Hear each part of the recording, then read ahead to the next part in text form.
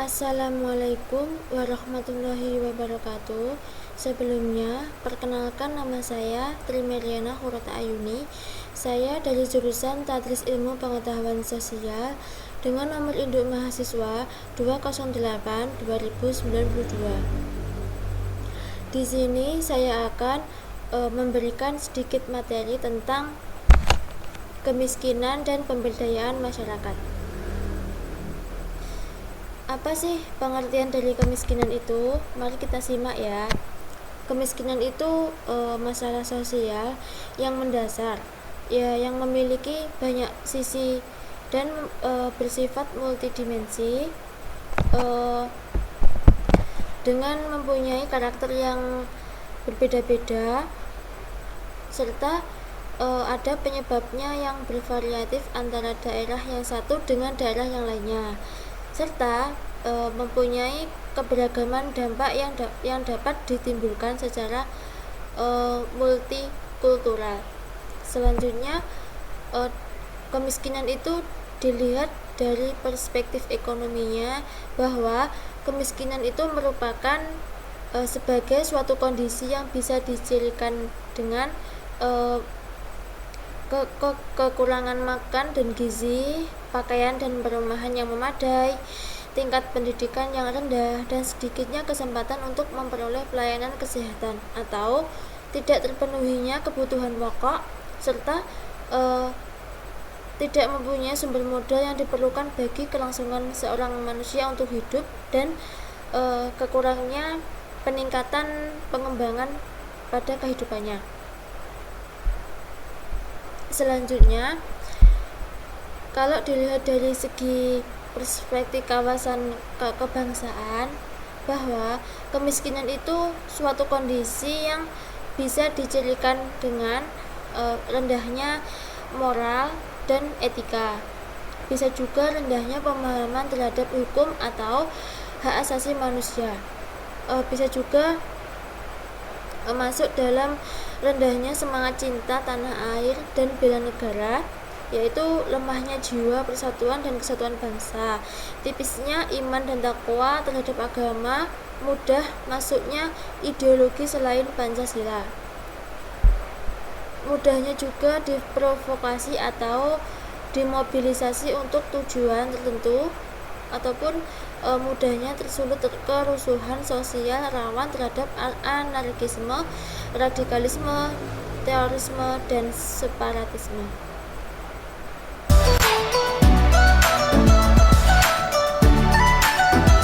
Yang selanjutnya ada kemiskinan dan proses kemiskinan dalam masyarakat.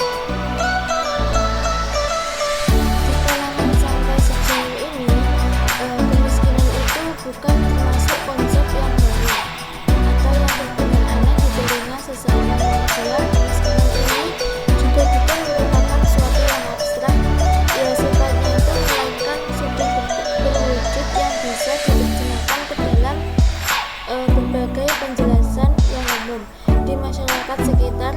Masyarakat ini tidak menjangkau atau menjangkau, justru semakin disepakati bahwa kemiskinan itu pasti ada. Sejak zaman sebelum kemerdekaan Indonesia sudah dihadapkan dengan persoalan tentang kemiskinan ini. Sampai sekarang ini pun, di masa usia ini juga, sampai zaman kemerdekaan ini, kemiskinan itu sudah berjalan menuju ke 63 tahun. Namun, kemiskinan itu juga masih menduduki prioritas utama dalam proses pembangunan. Kemiskinan ini di berbagai penampilan wajahnya itu telah memberikan dampak kepada perorangannya, kepada keluarganya, kepada lembaganya, rumah, dan kepada bangsa dan negara. Tidak bisa dipungkiri bahwasanya yang paling esensial itu kemiskinan selalu bermula dari kondisi perseorangan, yaitu apakah dia sebagai manusia manusia perorangan atau individu, atau juga yang sebagai sebagai anggota keluarganya atau sebagai lembaga tertentu. Namun demikian, kendala masyarakat kemiskinan ini sudah melekat di daerah tertentu.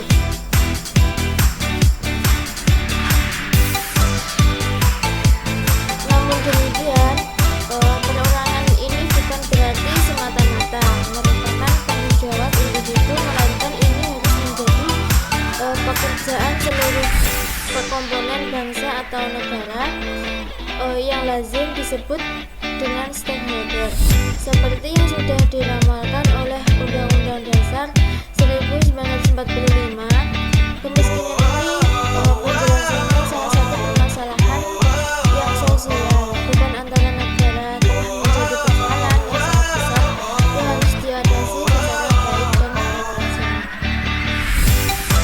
Selanjutnya, maksudnya dari atas tadi itu dasarnya perlu kita ketahui merupakan apa yang dimaksud dengan konsep kemiskinan itu.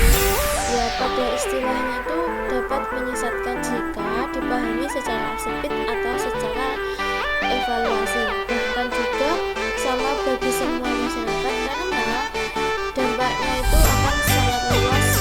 Yang paling utama yaitu berhubungan dengan pendekatan, program, upaya atau langkah strategis dalam mengatasinya. Di dalam pemahaman yang sempit atau salah satu pun akan mendatangkan kesulitan yang sangat luas atau yang sangat serius dalam mengatasi kemiskinan di masyarakat setempat. Hal ini juga barangkali ada yang menjadi asumsi persoalan yang digunakan terhadap pemerintah dalam mengatasi kemiskinan yang ada di desa setempat, sehingga pada persoalan ini belum tentu teratasi sampai di titik juga pun proses tentang kemiskinan itu terjadi di suatu tempat ataupun perkelompok masyarakat ataupun wilayah tertentu, sehingga bisa dikatakan secara individualisme ataupun secara konseptual tidak sah jika dalam kesempatan ini sudah dipaparkan terlebih dahulu di depan mata. Yang selanjutnya tentang kemiskinan di Indonesia. Pada intinya itu fenomena ini mengenai kemiskinan di wilayah Indonesia itu sudah mulai berlangsung dalam dimensi dan tidak terbatas. Pada intinya, dan persoalan tersebut telah berpengaruh dalam kehidupan masyarakat di Indonesia. Contohnya itu di tingkat kesehatan ibu dan anak yang mulai memburuk dalam tubuhnya,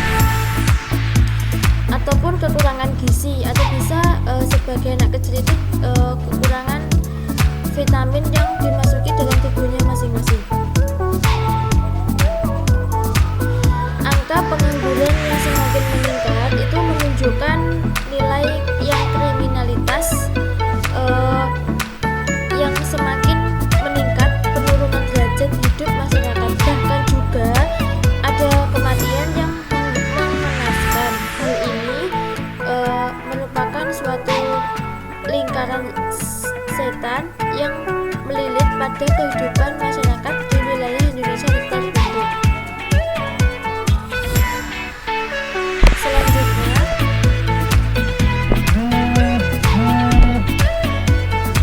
di dalam istilahnya lingkaran setan ini tadi untuk persoalan kemiskinan di wilayah Indonesia ini telah mengisyaratkan bahwa banyak persoalan tentang kemiskinan di Indonesia itu sangatlah kompleks dan masyarakat pun menjadi miskin. Misalnya bisa jadi karena kekurangan uang ataupun keterbatasan pada ekonomi, atau karena juga ada eksploitasi dan sejenisnya.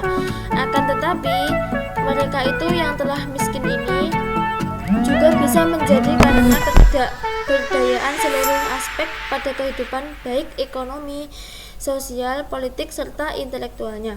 Bahkan juga Sering akibat berkeringat di dari bawah matahari krisis bikin kulit ekonomi kering. Dot Body komprehensif Wash atau dengan dengan secara Nutrient Moisture makna melembabkan istilahnya itu, kulitmu lebih baik maka dari susu. kondisi ini Percaya dalam diri dengan kemiskinan kulit di lembab wilayah dan Indonesia lembut. telah Coba sekarang. terwujud pasif di berbagai macam wajah. Barangkali kita dapat menyebutkan bahwa semua itu jenis kemiskinan ini disebut juga di atas dialami oleh masyarakatnya wilayah Indonesia dari mulai Karena hidup dari perlu Sabang banyak sampai rasa. Merauke dan dari Talaut sampai Brauzen.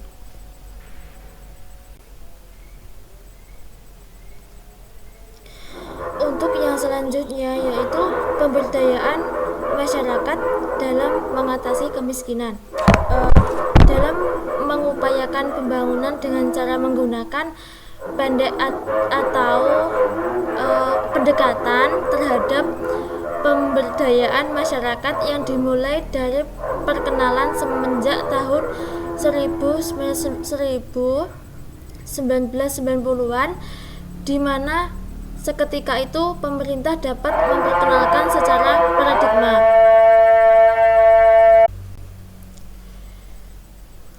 Untuk yang selanjutnya yaitu pemberdayaan masyarakat dalam mengatasi kemiskinan. Dalam mengupayakan pembangunan dengan cara menggunakan pendekatan terhadap pemberdayaan masyarakat yang dimulai dan perkenalan semenjak tahun 1990-an, di mana seketika itu pemerintah dapat memperkenalkan secara paradigma yang baru akan lebih humaniora, yakni paradigma human development atau people centered development. Untuk development itu untuk pengganti sebagai paradigma pada pembangunan yang bersifat berpusat pada pertumbuhan, pada para kerja saling melengkapi sebagai faktor memainkan peran penting dalam segala segi individu dan masyarakat itu dianggap sebagai human capital dan social capital. Maka dari itu untuk para pemerintah tersebut mulai merencanakan suatu program dalam pembangunan itu untuk dapat mengentaskan terhadap kemiskinan dengan cara memberikan sebuah prioritas pada upaya pemberdayaan masyarakat. Pemberdayaan masyarakat itulah menjadi masa orde baru pada pembangunan untuk mengatasi suatu kemiskinan terhadap masyarakat, bahkan juga dalam segenap sektor kehidupan. Secara etimologi kita, pemberdayaan itu berasal dari kata dasar daya yang artinya kekuatan atau kemampuan, yaitu mampu memberdayakan ekonominya di masyarakat.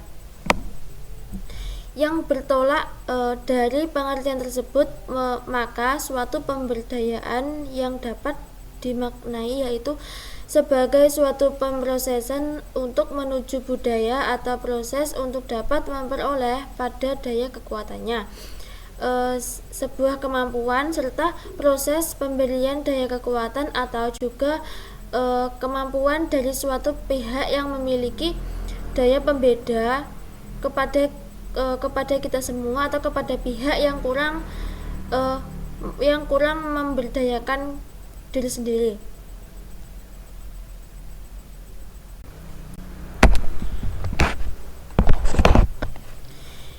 Untuk materi yang selanjutnya yaitu strategi dalam pemberdayaan masyarakat. Yang pertama ada mudah diterima serta dimanfaatkan oleh masyarakat sekitar sebagai pelaksana dan pengelola atau acceptable.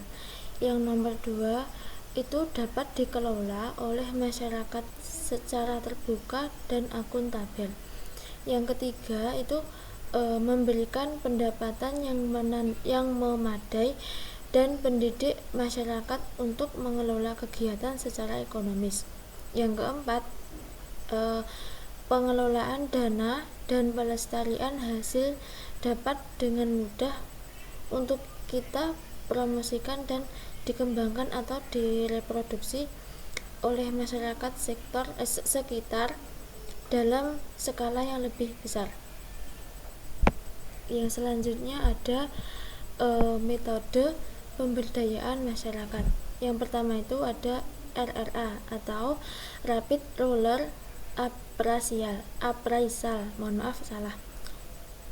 Salah satu dari metode ini penilaian keadaan desa secara tepat dalam praktek keguruan Rapid Rural Appraisal yang lebih besar banyak untuk dilakukan oleh orang luar dengan tanpa atau sedikit yang melibatkan kepada masyarakat setempat.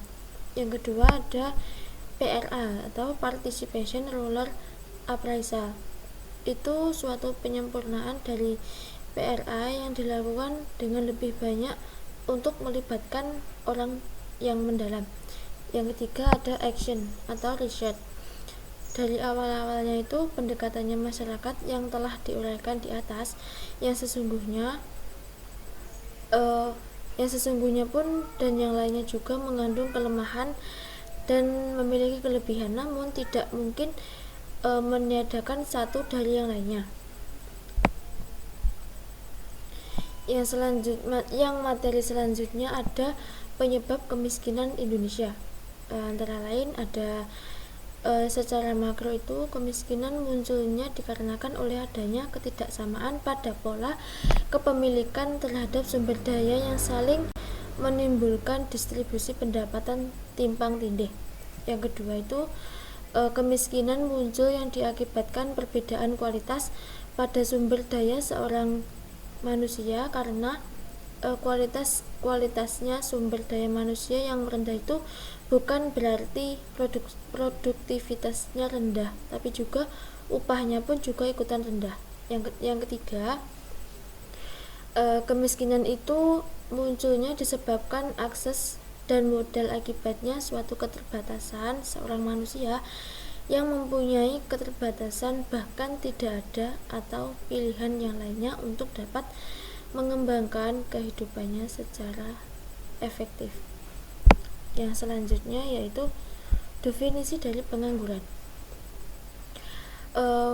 Penjelasan dari pengangguran itu kalau menurut saya itu suatu keadaan di mana seseorang manusia yang tergolong dalam angkatan kerja ingin mendapatkan pekerjaan tetapi belum dapat diperolehnya. Pengangguran ini keadaan di mana orang ingin bekerja namun tidak mendapat pekerjaan ataupun tidak dapat lowongan pekerjaan yang ia inginkan sekarang juga. Yang selanjutnya ada jenis-jenis pengangguran di negara Indonesia. Yang pertama itu ada pengangguran terselubung, adalah tenaga kerja yang tidak bekerja secara optimal karena adanya suatu ulasan tertentu. Yang kedua, setengah menganggur, itu tenaga kerja yang tidak bekerja secara optimal dikarenakan tidak ada lapangan pekerjaan. Biasanya tenaga kerja setengah menganggur itu merupakan tenaga kerja yang bekerja kurang dari 35 orang.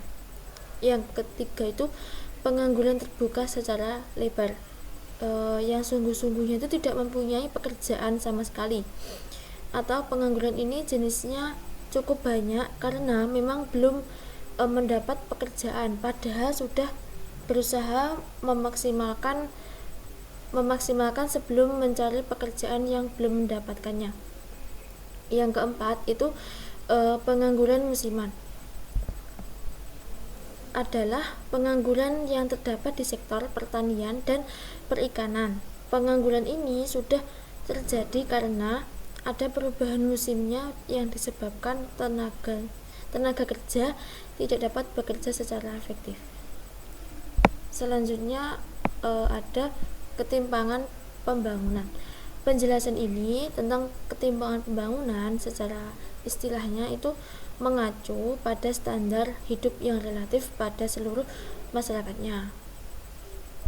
Perbedaan ini yang membuat tingkat pembangunan di berbagai wilayah dan daerah yang berbeda-beda, sehingga akan menimbulkan juga atau jarang kesejahteraan di berbagai wilayah tersebut.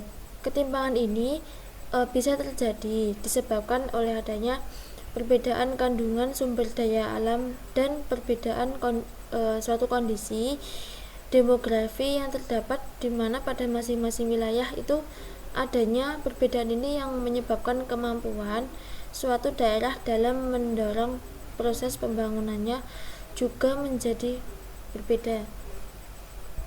Ya, selanjutnya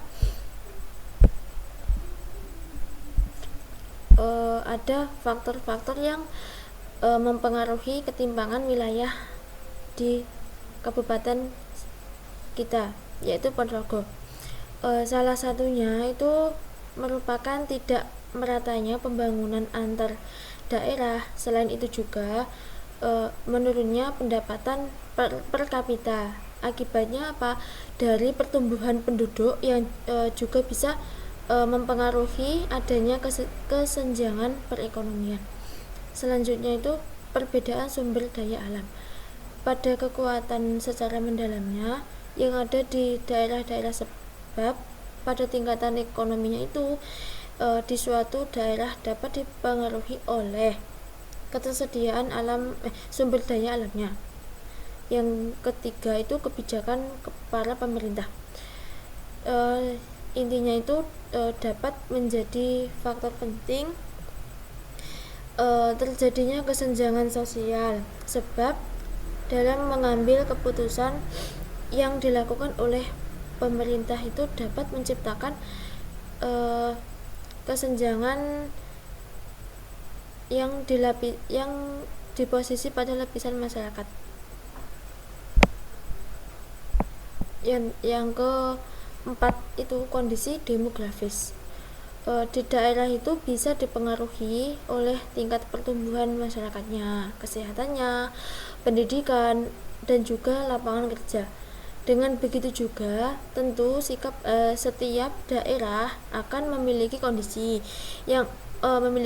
geografis yang berbeda-beda.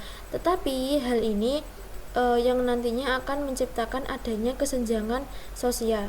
Yang terakhir yaitu yang keenam, letak dan kondisi geografis. Ya, pada umumnya itu kondisi ini sangat akan mempengaruhi proses pada pembangunannya di daerah tersebut. Umumnya terhadap masyarakat yang tinggal di daerah itu kayak seperti dataran tinggi, dataran rendah, ataupun di masyarakat yang penuh rawan atau akan merasakan kesulitan yang lebih untuk membangun infrastruktur yang dibandingkan dengan masyarakat yang tinggi di dataran rendah. Sekian dari kelompok kami. Apabila ada kurang lebihnya kami mohon maaf. Wabillahi taufiq wal hidayah. Wassalamualaikum warahmatullahi wabarakatuh. Bye bye.